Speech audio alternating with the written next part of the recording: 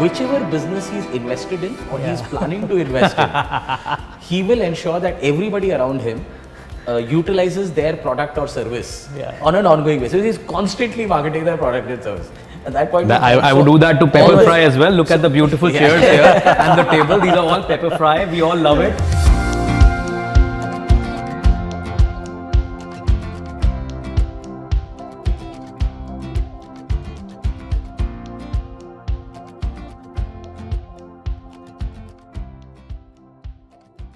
It's a completely unorganized market, and you know that great businesses typically get built when you start to organize an unorganized space, and you know ours is expected to be a $30 million plus category, and more than 85% unorganized. So therefore, the opportunity to make money and actually build a nice, large-scale, profitable business was high, and therefore, furniture as a category in general, home products as a category in general, enable that fairly significantly. They enable you to create a differentiated business.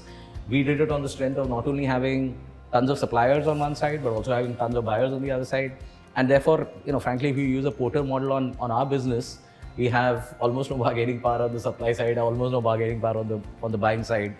And that was the origin of our thinking. And did you guys have a very strong view on the fact that you would be furniture kings of India at some point? So, Pankaj, and you know this, even when we first met, right? We started off small, but our ambition always was big. So king was there. Yeah. Now you have to figure out which category. Which category? Yes. Absolutely. In fact, you know, when we started as a lifestyle business. So we used to do I remember accessories, apparels, furniture, and everything. So ambition, of course, was very big at that point in time. Did you know that it's going to be that complex, or did you kind of learn all of that out while kind of doing it? So a lot of it we learned along the way. We knew it was going to be complex. I mean, there was nobody in this country who was shipping, let's say, 50 kgs worth of large big boxes across thousands of kilometers and in trucks. I mean, so we knew that this business in itself was very different from anything else. And I think ours is a really complicated market segment. And we figured that, look, two, three principles, right? One was, whatever we do, let's do it fast. If we're going to make a mistake, let's make it fast. If we're going to fail on it, let's do it fast. But let's keep on experimenting. So the first 5-6 years, we tried everything. I still remember finishing that meeting, and I know I've not ever told you that. I sat in the car, I was going to the airport. I called Rajan from Nirvana, who is our dear common friend. And I told him, listen, I think I found the company where I want to make an investment. Awesome. And he said, who's that? And I said, it's Pepperfry. And he, of course, validated that, which was great. But I think it was a very strong connect with both of you. And what a journey it has been. I think from a very small company that you were to a pan-India furniture leader. This is an incredible journey. And we as investors have to thank you for letting us play our part in that journey.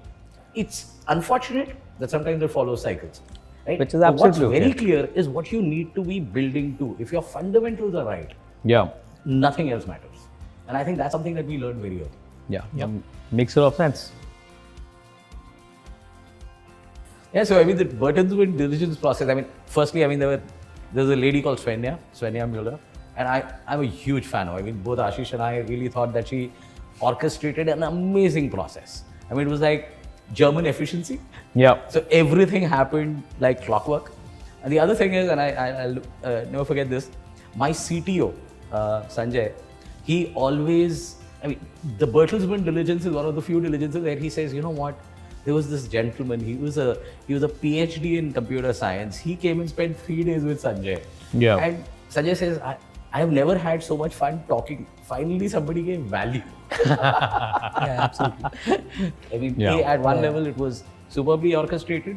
And at another level, I mean, I think all the right things were looked at in detail. I mean, that for me was And especially when you're pioneering a new category, it's important, you know, all the learnings are going to come only from other places, right? I remember when we went to Arvato. Absolutely. In Germany. It opened our eyes, right? You know, that meeting was fantastic. You know, it just changed our vision on how supply chain can happen in the country. So I think those were some of the great benefits, right, of this partnership.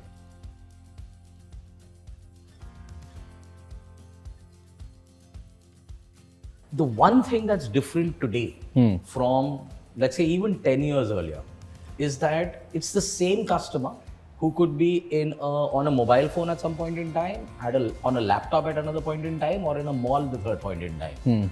And therefore, any brand, any consumer brand has to connect with him or her whichever way they want to connect with us. And I think that was our big thesis. Right. It's important for us to, for example, have Pepperfry studios at neighborhoods so that it's easily accessible to customers as opposed to outside. Because all of that is what the customer today is seeking. And I think that's how we think differently. Customers are looking for a lot of variety. It's not about one type of furniture, right? Which is what IKEA stands for. We are about every type of furniture. You have a wardrobe at 5,000 rupees at Pepperfry, and you have a wardrobe at 2 lakh rupees also, right? So therefore, we fundamentally believe that in India, the businesses would be built, especially home and furniture businesses would need to be built on variety proposition.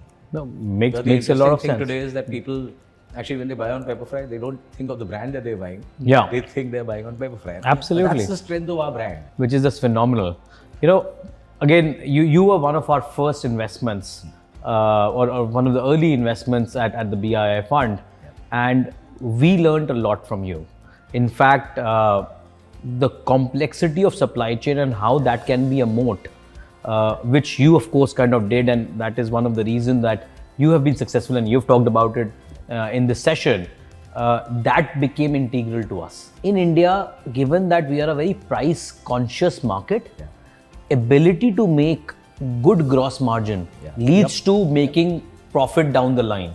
I think you guys very early on saw the power of gross margin, unstructured categories, complex supply chain, and combining all of that came up with a perfect recipe of building the business. And I think we learned a lot from you as you kind of did that and implemented, not only saw you kind of implementing it, but also saw other people implementing it and kind of went behind some of those assets as well. We learned a lot from you guys. I mean, I think just the way you've always approached our conversations has been, so, there's, Ashish and I are very fond of discussing, there are folks on the board who think in certain manners, right? Yeah. And you've always been our go-to growth guy.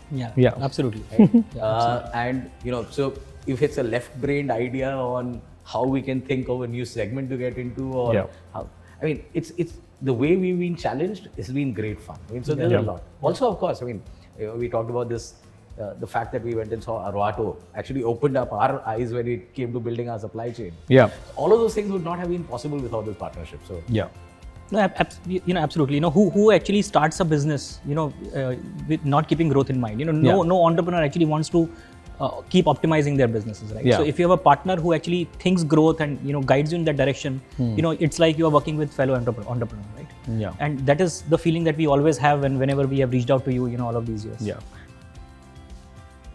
Let's not grow for the sake of growing, but let's grow for the sake of actually building a very sustainable business. And with all the ingredients you've put together in your business, it is a very sustainable, long-term growing business. I think one of the things that we keep talking at Bertelsmann is that Pepperfry for us could be a 20-30 year growth business. That's how large the market is and how small you are within that market, despite being a national leader, which is very commendable. And I completely agree with you. Ours is not a category where penetrations are going to go up from, let's say, digital penetrations are going to go up from 3% to 9% in the span of 2 years. It's not that.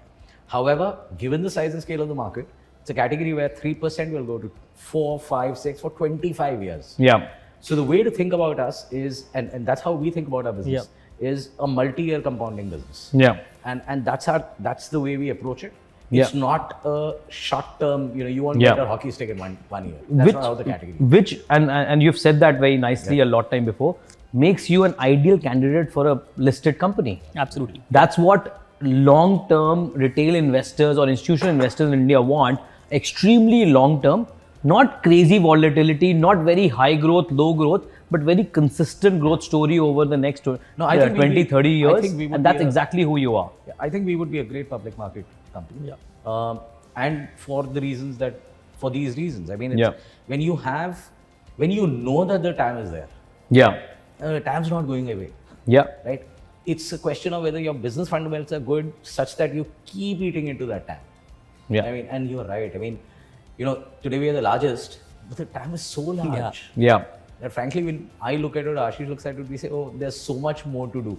Yeah. The fundamentals of laying down pipes, to reach out to our customers is done, right? Yeah. And now we need to, just harness it. We need to collect all, for all the following years. Yeah. When you're trying to become a defining company in your segment, it will take a 10, 20, 30 year journey. Yeah. And I think you're onto that, and we're quite excited about it. Okay, habit, let me just say, I'm not adding an adjective to it. Whichever business he's invested in or he's planning to invest in, he will ensure that everybody around him utilizes their product or service on an ongoing basis. He's constantly marketing their product and service. At that point, I would do that to Pepperfry as well. Look at the beautiful chairs here and the table. These are all Pepperfry. We all love it. The best thing was, I also, but Ashish and I are struggling entrepreneurs, right? So we had never been to a Michelin 2-star restaurant in our life. The first time we went to a Michelin 2-star restaurant was courtesy Pankaj. Imstaffen? Yes. Imstaffen. It was the only time in my life I've had caviar. Because, Pankaj was paying, so I said, Absolutely. Amazing time. Is that in your old office, you used to have a badminton court. Oh, yeah, man. And my highlight of coming for the board meeting, besides meeting you guys, which was always fun, was actually playing a game of badminton. Totally. And I think you know this background. It was because of that set of games that we used to play, we started our badminton tournament. Exactly. So thanks to you, we have a very hit kind of event that we do now, which is the badminton the championship, which is just phenomenal. Yeah. And remember the marketing workshop that we did in our office? You know how Happy Furniture to You came about? Oh, absolutely. That was another big highlight. So we didn't have a tagline, and we needed to. We were like a fledgling company, and Pankaj and our marketing folks, some 7-8 of us, we all sat in a room, and took off our shoes, dimmed the lights, and create the environment. 2-3 hour conversation at the end of which we had Happy Furniture to You. And it was amazing. Those collaboration moments are very, very special as we do the journey. And at the same time, I think you guys ended up becoming not just partners, not just friends, but almost like family. I still remember this awesome birthday message that you taped during in the middle of COVID. Yeah, in the middle of COVID. It was so much fun. Because it was my 40th birthday and we could not go out and celebrate. And you sent a very beautiful message to my wife, Shweta. I still have that. It's a particular video that I cherished a lot at that time. And I think these relationships that we end up building, even if, and I keep saying that all the time, that investor founder journey can be a 5, perhaps 10-year journey. After that, you end up exiting. But the fact that you make very good friends, that friendship is for life. Absolutely. And I think that's our motto as well. That's even your today, motto. we can call you up any day. Yeah. And I think that chemistry works. So we want to take Pepperfry public. That's something that we're all looking forward to, and it's on the cards on the horizon. On a personal level, I want to, over the next 2 years, and I don't know whether I should say this in this forum, but I want to climb a 7,000-meter mountain. I've identified the mountains, and I'm figuring out all the logistics around it. I also need to get a little fitter to be able to do that, but I want to do that. Wonderful. I'm so happy that not only do we have a great professional goal, but we also have a very personal goal which leads to better life. So totally in for that. Firstly, go with chemistry. I think if you can laugh, smile, have fun with somebody that who cares as much about the business as you do, I think that's the first and most important thing. A founder's journey or an entrepreneur's journey isn't normally smooth all the time, right? And it really helps if you have somebody you can have fun with along the way. Yeah. And I think that chemistry aspect is super important. you know, in a, and we've discussed this, in a up market, everybody wants to invest. Yeah, everyone is a friend. Everybody is a friend. In a down market, nobody wants to invest.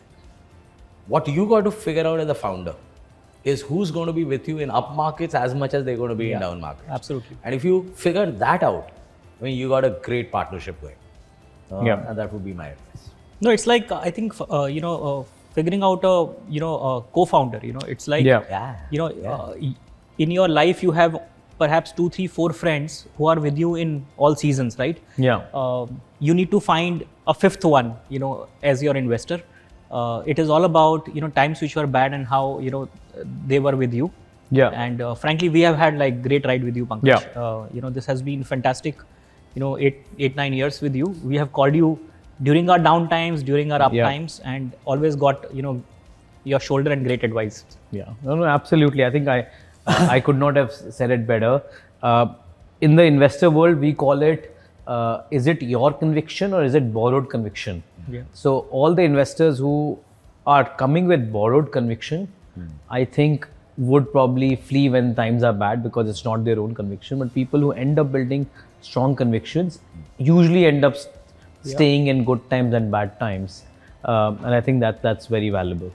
The times you've invested haven't been the times when there's been a herd mentality into investment. Yeah. And I think you picked some really great horses at those times. Yeah. It works for you. Yeah. It works for the companies. Yeah. And that's what founders should also look for. Yeah.